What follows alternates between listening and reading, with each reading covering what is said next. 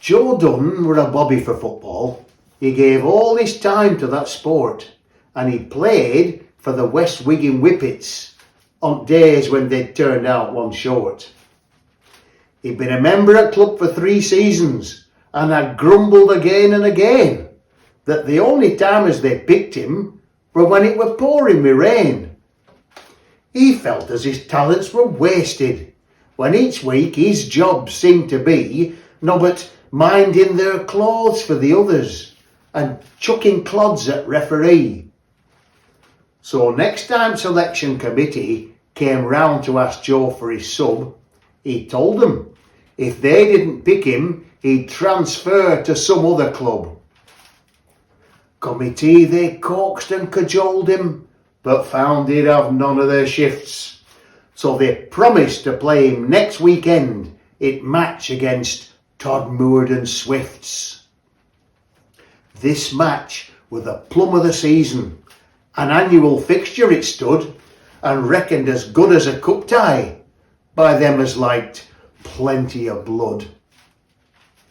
The day the match dawned in splendour, a beautiful morning it were, with a fog drifting up from the brickfields and a drizzle of rain in the air.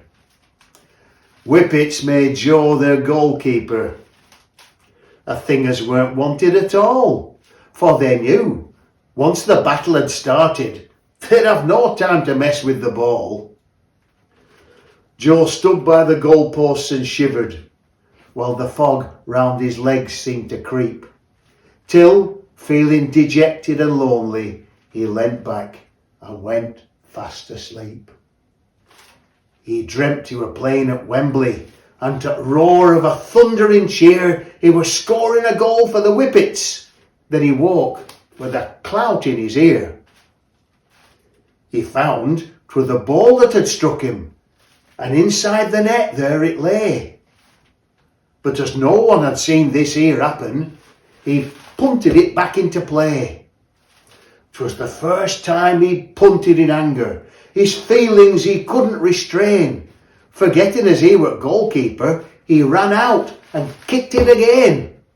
Then, after the ball like a rabbit, he ran down the field full of pride. He reckoned if nobody stopped him, as happen he'd score for his side. Halfway down, he ran into his captain, who weren't going to let him go by. But Joe, like Horatio Nelson, put a fist to the captain's blind eye. On he went till the goals lay before him. Then stopping himself to get set, he steadied the ball and he lashed it and he landed it right in the net. The fog seemed to lift at that moment and all eyes were turned on the lad. The Whippets were kind of dumbfoundered while the Swifts started cheering like mad. 'Twere his own goal as he'd put the ball through.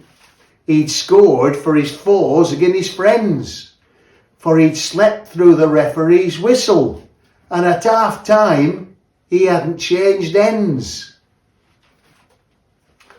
Joe's transferred from the West Wigan Whippets to Todmorden and Swifts, where you'll see him minding their clothes for the others and chucking clods at referee.